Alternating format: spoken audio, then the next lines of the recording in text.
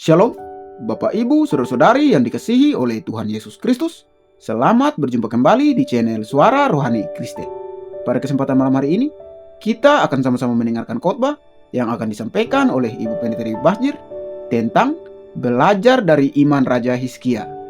Dan sebelum kita mendengarkan khotbah pada malam hari ini, saya akan membacakan satu ayat firman Tuhan yang terambil di dalam 1 Petrus pasal 3 ayatnya yang ke-12.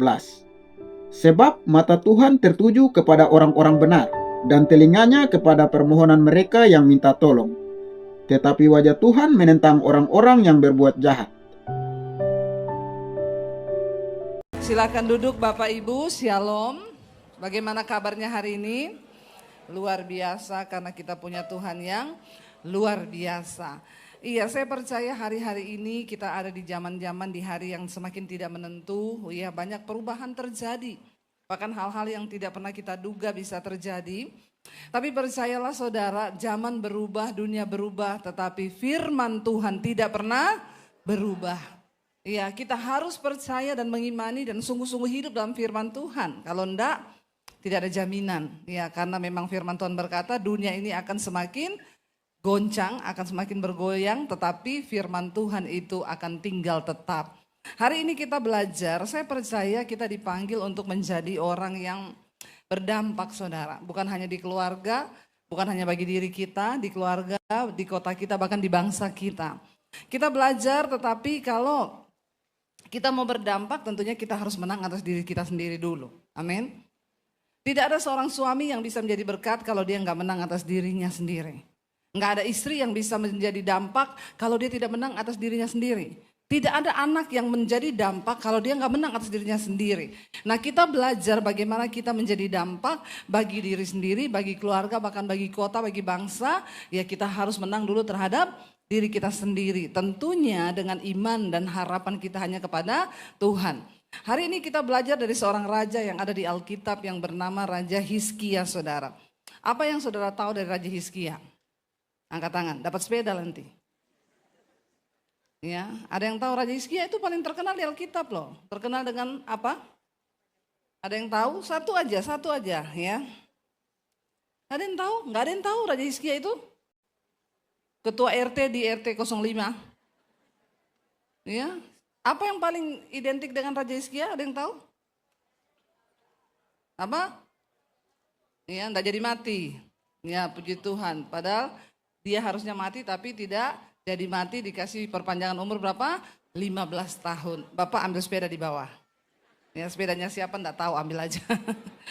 Iya, Hizkia terkenal dengan doanya yang begitu luar biasa sampai dia harusnya mati tapi enggak jadi mati. Tuhan beri kemurahan ditambah umurnya 15 tahun. Tapi saya tidak akan cerita tentang doa Hizkia yang begitu luar biasa. Hari ini kita belajar, saudara, ketika zaman pemerintahan Raja Salomo mati, Israel terpecah menjadi dua kerajaan. Kerajaan utara dan kerajaan selatan. Sedikit belajar sejarah ya. Biar agak otaknya terbuka, amin. Karena saya tahu banyak orang Kristen yang tidak tahu, tidak mengerti firman Tuhan. Ya.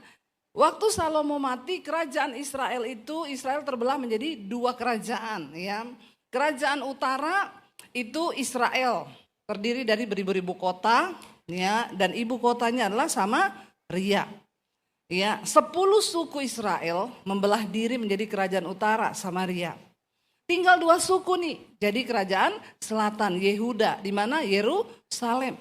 Yehuda ini tanah kelahiran Daud, dan Alkitab nubuat firman Tuhan bahwa tahta kerajaan Daud akan ditegakkan. Ya. Nah, Yehuda cuma 2 suku. Ya, Yehuda dan Benyamin. Dia jadi kerajaan selatan yang berdiam di Yehuda, sekarang Yerusalem itu. Dan sampai hari ini kita tahu bersama ibu kota Israel itu apa? Ibu kota Israel apa? Yerusalem. Sesuai dengan nubuatan. Nah, ketika terpecah menjadi dua, Hizkia ini naik menjadi raja di kerajaan selatan Yehuda, menggantikan ayahnya Raja Ahaz. Dia langsung dari keturunan Raja Daud. Waktu papanya Hizkia ini menjadi raja, dia jahat. Dia bangun penyembahan berhala, kuil-kuil, sehingga bangsa itu dibawa untuk menyembah berhala. Tapi ketika Hizkia naik menjadi raja, dia hancurkan semua penyembahan berhala. Dia membawa kembali bangsa ini datang kepada Tuhan. Lalu tiba-tiba di masa pemerintahan Raja Hizkia, ya pada tahun yang keempat, datang Raja Asyur, Sanherib. Mereka menyerang Israel. Israel sudah takluk di bawah Asyur. Asyur itu sekarang, Asyur kuno itu sekarang sudah menjadi 3 negara. Irak Utara, Iran, dan juga Turki sebagian. Ya, waktu dulu mereka satu kerajaan yaitu ya Asyur. Asyur ini menguasai Israel Utara nih, yang 10 suku tadi, ditaklukkan, dibantai habis 120.000 tentaranya. Ya, kenapa? Karena pada waktu itu Israel sudah membayar upeti dan pajak ke Mesir, tidak lagi bayar ke Asyur. Jadi perang ini sudah dari zaman dulu, bukan baru sekarang. Amin. Ya, udah dari zaman dulu. Kenapa akhirnya Asyur marah dan menaklukkan Israel, membantai 120.000 tentaranya? Karena Israel tidak lagi membayar pajak ke Asyur, tetapi ke Mesir. Nah, Asyur melihat nih Yehuda ikut-ikutan nih, ya, kerajaan selatan Israel yang kedua, yang hanya 2 suku. Ini mulai ikut-ikutan nih, mulai tunduk ke Mesir nih, akan ditaklukkan. Lalu Raja Asyur Sanherib mengirim utusan membawa surat untuk datang kepada Raja Hizkia. Bunyinya begini, kamu tidak mungkin luput lagi.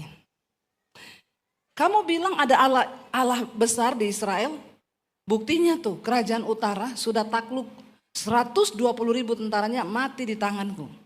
Sedangkan yang besar, yang punya kekuatan militer 120.000 tentara aja dibantai habis, apalagi kamu Yehuda. Kamu cuma 2 suku. Begini saja katanya, ya saya akan kasih kamu 2.000 ekor kuda, asal kamu punya penunggangnya. Hizkia tahu itu tidak mungkin, karena dia tidak punya tentara 2.000. 2.000 aja tidak punya. Lalu Hizkia mencoba negosiasi, bilang kepada Raja Asyur Sanherib, kita nego aja. Saya kasih semua kekayaan emas perak yang saya punya. Dan saya janji kami akan bayar upeti kepada Raja Asyur.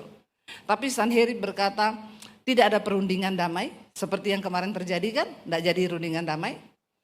Saya akan tetap perang menaklukkan negaramu, akan saya bantai habis seluruh kekuatan pasukanmu.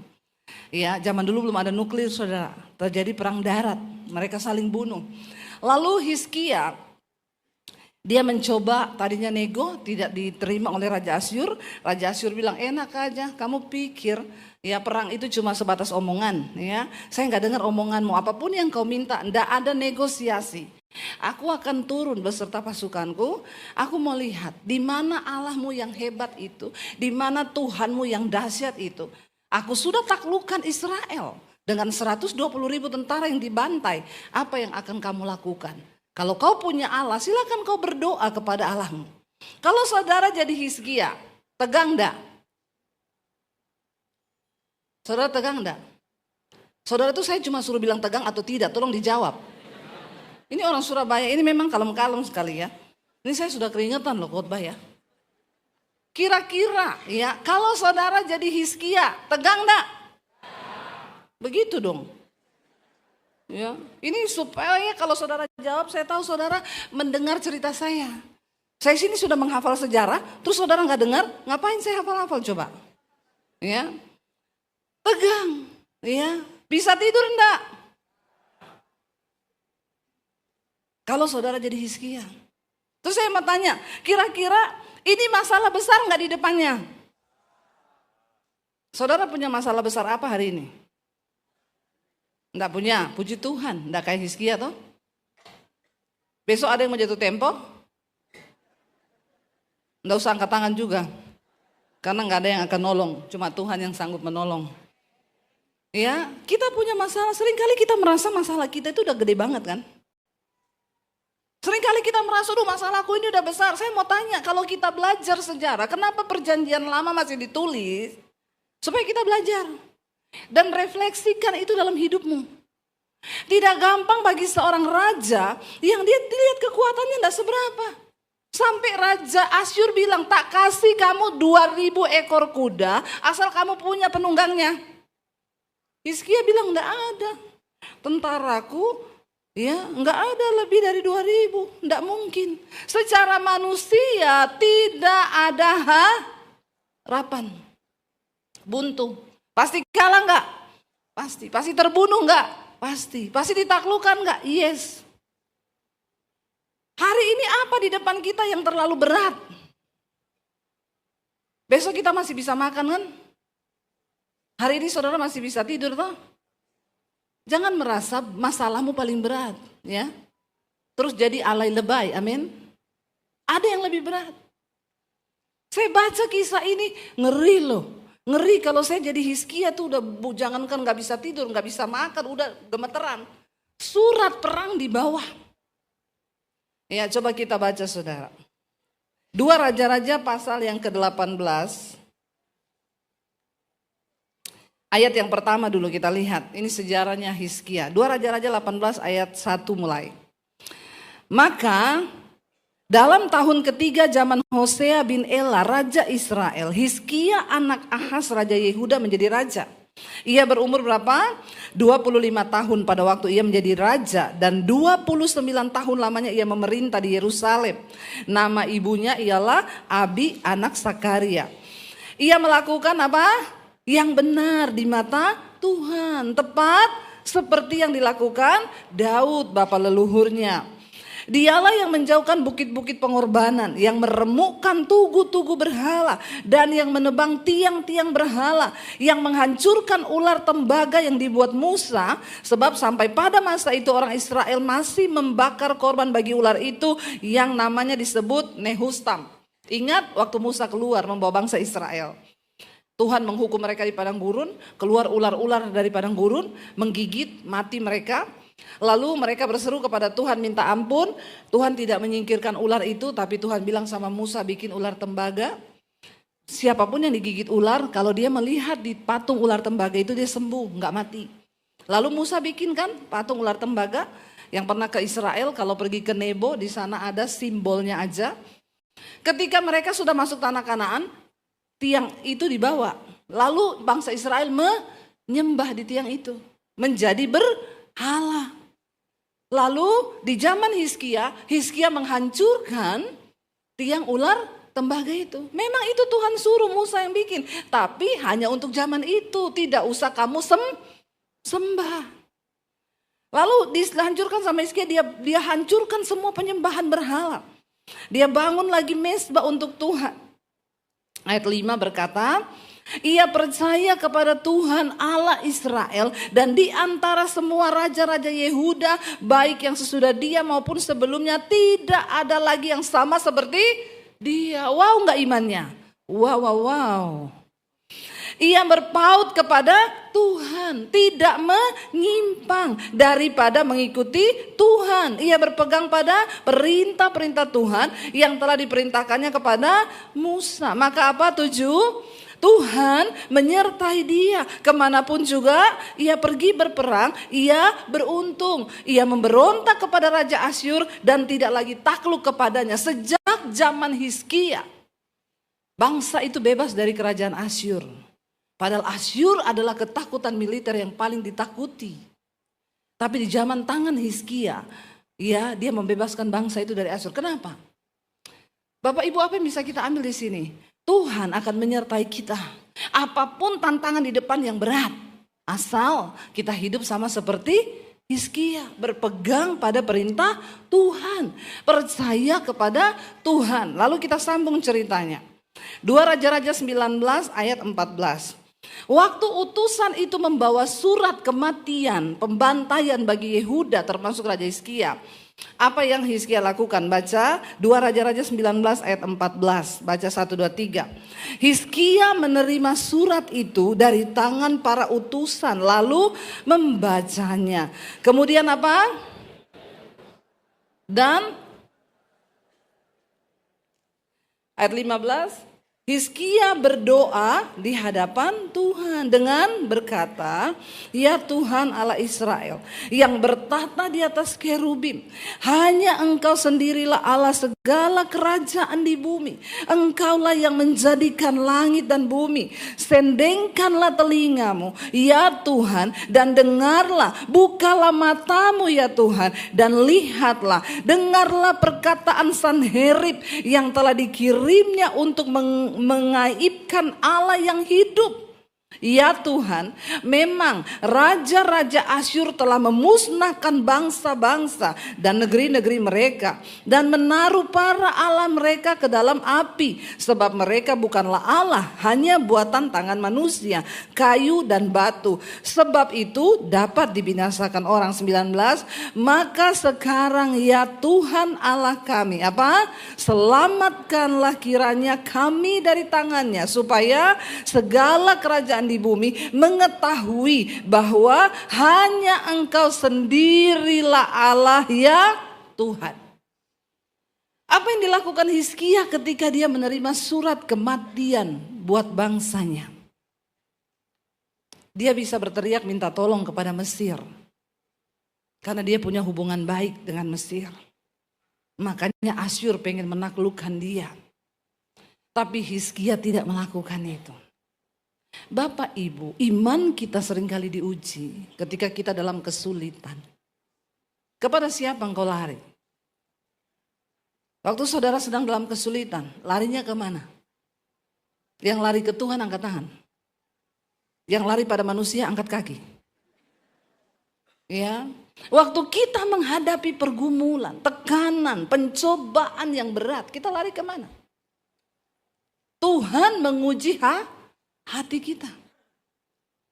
Kemana kita lari? Kenapa Israel ditaklukkan? Israel, ya, negara kerajaan utara, ditaklukkan, dibunuh 120.000 tentaranya karena mereka menaruh pengharapan kepada Mesir.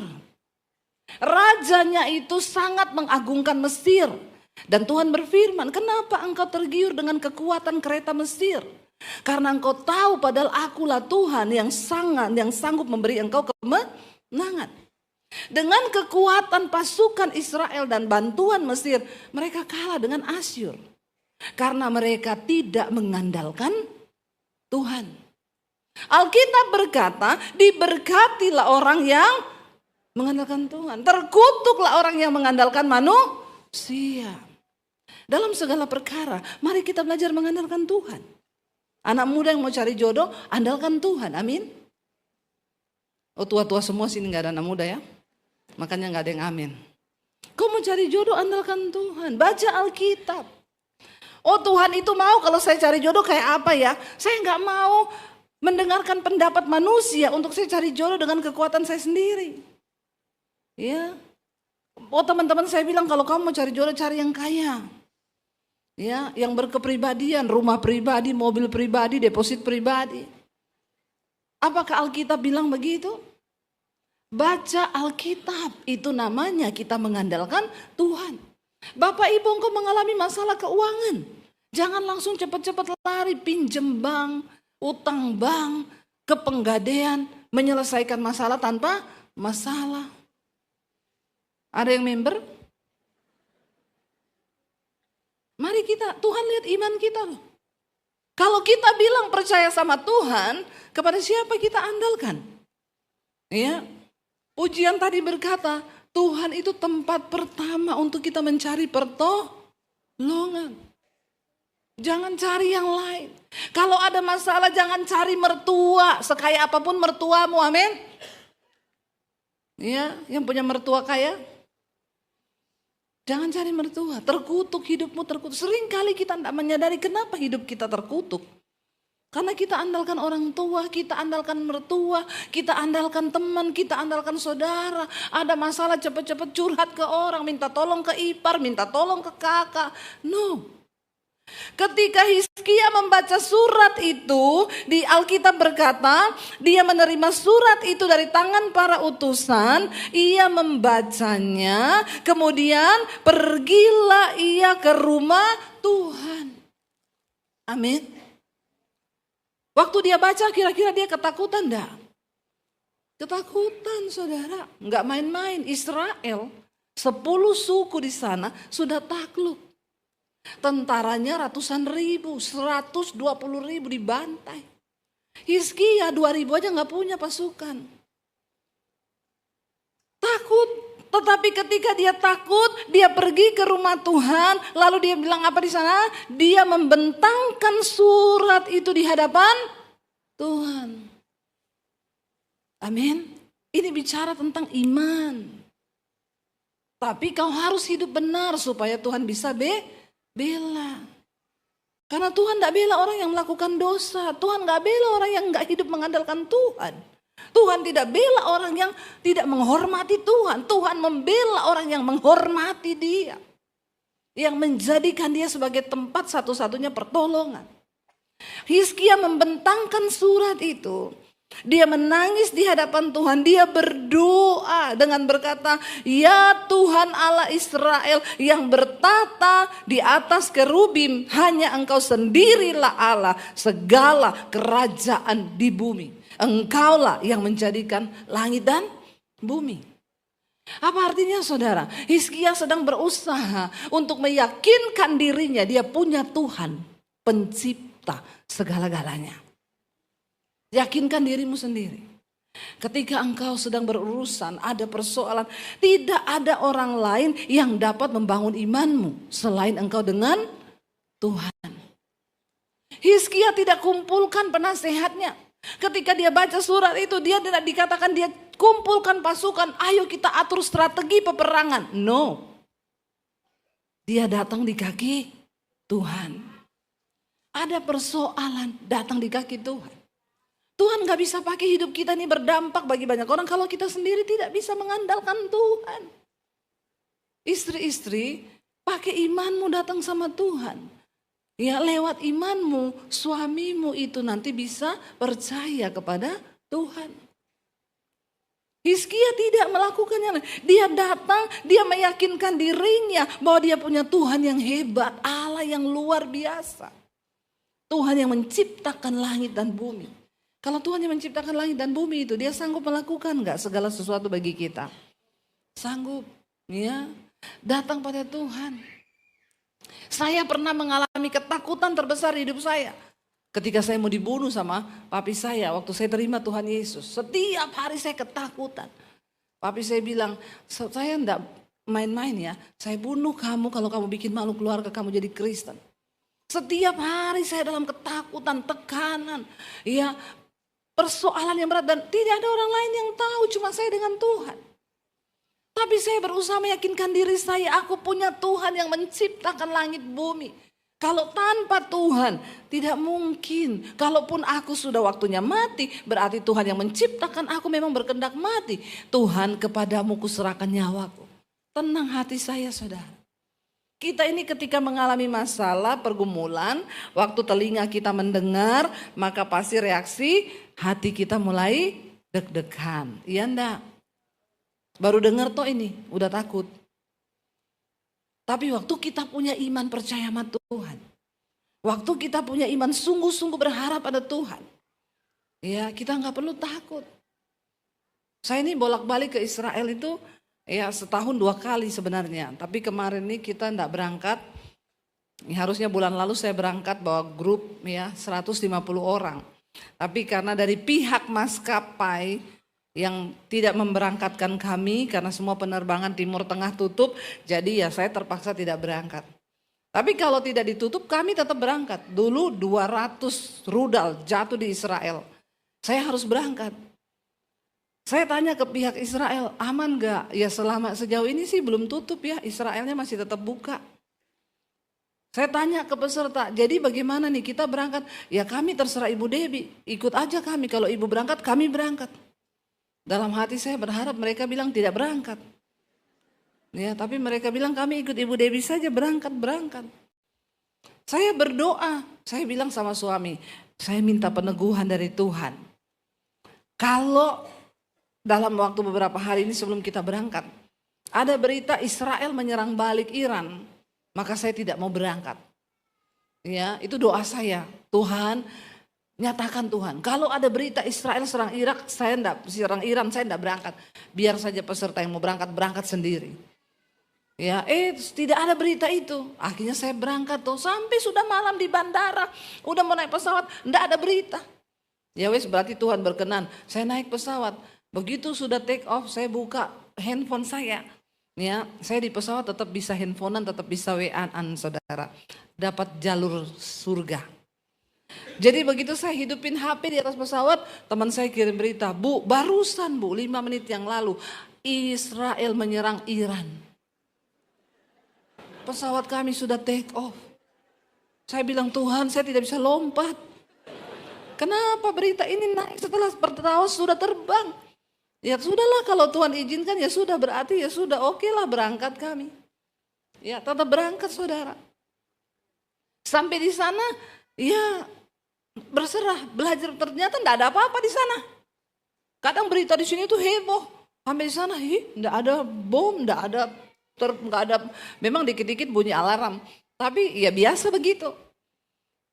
Ternyata seringkali 99% dari ketakutan kita itu enggak terjadi. Tapi yang namanya manusia ketika dengar sesuatu pasti takut. Makanya bahagialah orang yang tuli. Ya, orang tuli itu bagus juga, enggak dengar-dengar saudara.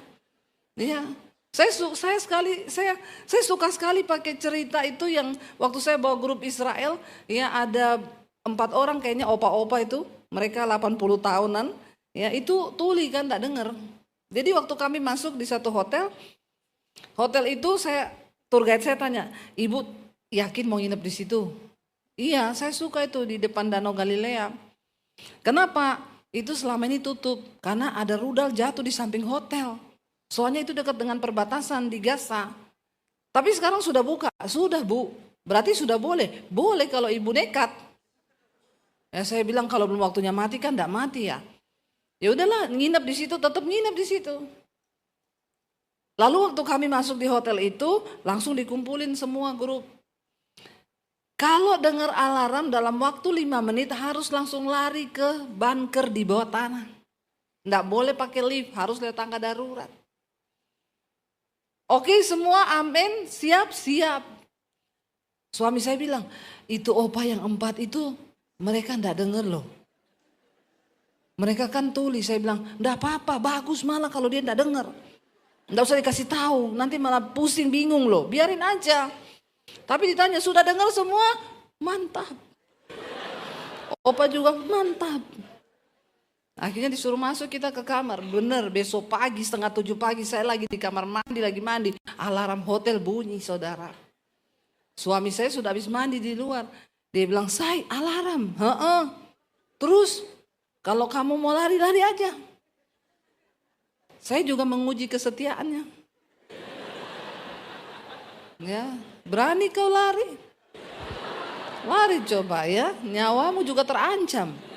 Kau tidak lari nyawamu terancam, kau lari juga terancam, lebih terancam lagi. Lalu saya bilang, saya kan tidak mungkin lari ya, tunggu aja lah kalau nggak waktunya mati, tidak mati. Benar, selesai mandi saya keluar, suami saya masih tetap di tempat tidur. Berarti dia teruji kesetiaannya. Karena dia bilang dua-dua mati ini. Bom mati, tidak kena bom juga mati kalau lari. Kalau lari saya bilang talak 3 sampai di Jakarta. Lalu saya teleponlah tour guide saya. Kamu di mana? Saya di bunker Abuni. Ih kamu kenapa masih lari juga ya? Bukankah tiap hari memang begini bunyi alarm? Masalahnya saya cek di Google alarm yang kali ini bukan alarm bom. Oh terus alarm apa? Gempa bumi.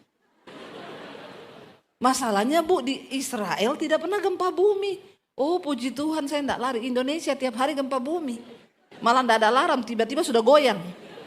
Ya puji Tuhan ya. Benar saudara. Selesai kita turunlah ke restoran di bawah. Yang lain masih baru naik dari bunker karena lewat tangga darurat toh. Ya turun kita ke restoran. Itu opa lagi ngopi di situ. Santai mereka di situ berempat. Opa, aman, aman.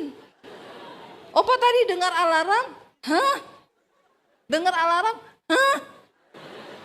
Opa tadi alarm bunyi, opa dengar? Enggak. Alarm apa? Puji Tuhan. Oh, Pak, lebih dari pemenang. Yang lain lagi berjuang mau naik dari tangga darurat. Ya untung larinya itu terkendali. Kalau tidak jatuh di tangga darurat malah geger otak. Ternyata bom tidak meletus. Memang seringkali bagus juga orang itu tidak mendengar. Hello. Makanya orang-orang tuli itu umur panjang karena Tuhan panggil juga dia tidak dengar. Bertobat ya. Bercanda saudara. Waktu Hizkia mendengar, membaca, takut dia. Tapi dia tidak cari yang lain, dia duduk di kaki Tuhan. Dia gelar itu surat di depan Tuhan. Ini loh Tuhan, tapi aku percaya Engkau Allah, Allah yang luar biasa. Apa yang terjadi waktu Hizkia menunjukkan imannya kepada Tuhan? 2 Raja-Raja 19 baca ayat 32 sampai ayat yang ke-38. Saya undang para imam musik maju. Yuk. Ya, 2 Raja-Raja 19:32. Sebab itu Tuhan jawab dia, beginilah firman Tuhan mengenai Raja Asyur. Baca 1, 2, 3. Ia tidak akan masuk ke kota ini dan tidak akan menembakkan panah ke sana.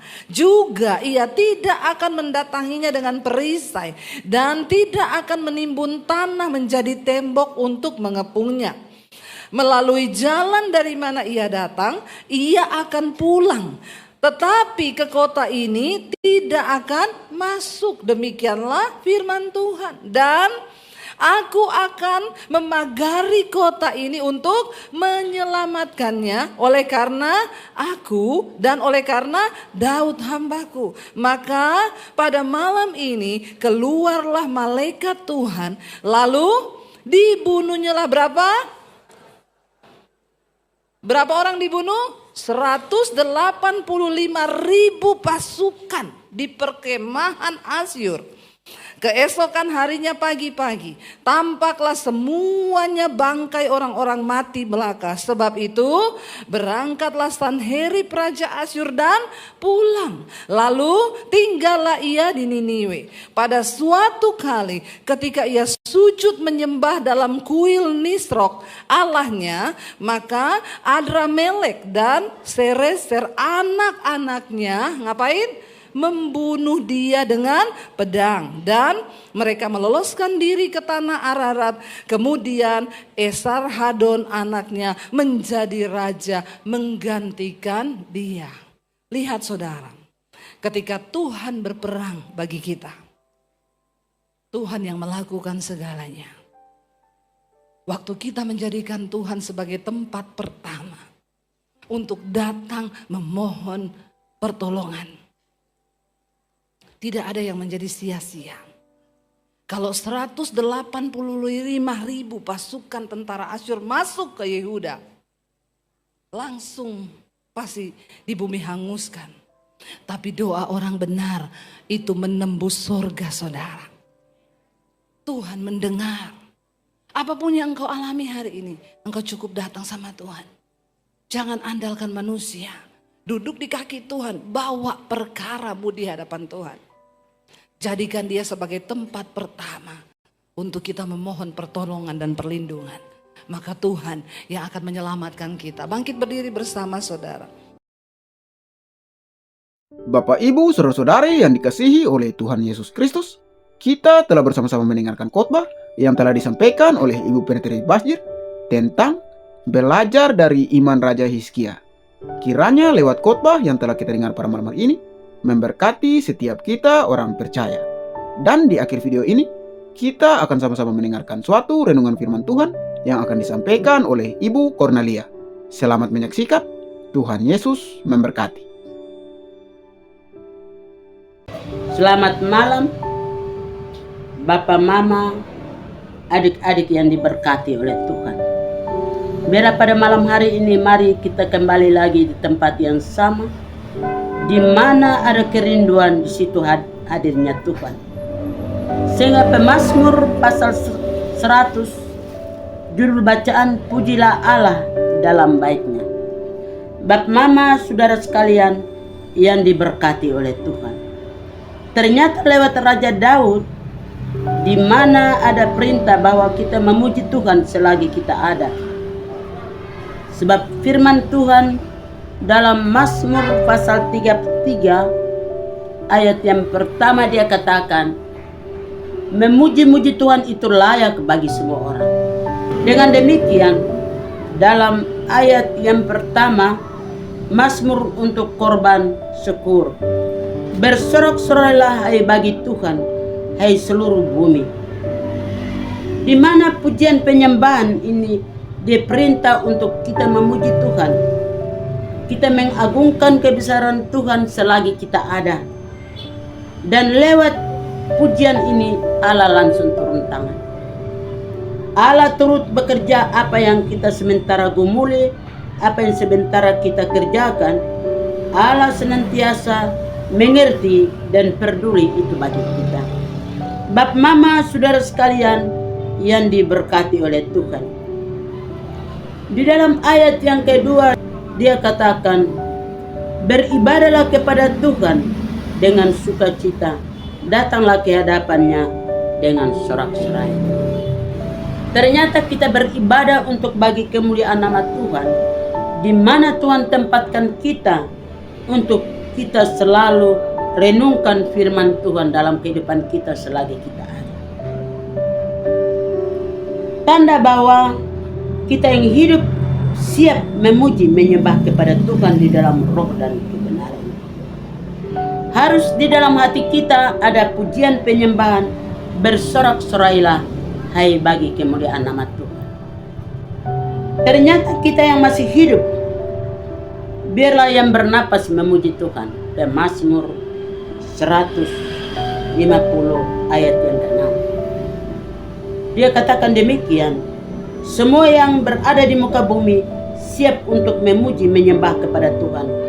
Dan patut kita naikkan pujian penyembahan kita kepada Tuhan, angkat tangan dan menyembah kepada Tuhan dengan hati yang ikhlas.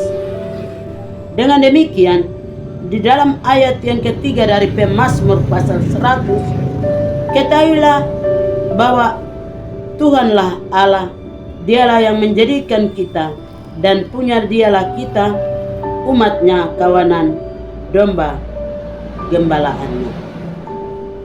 Ternyata Tuhan hadir menjadi gembala yang baik, menggembalakan kita siang malam pagi petang.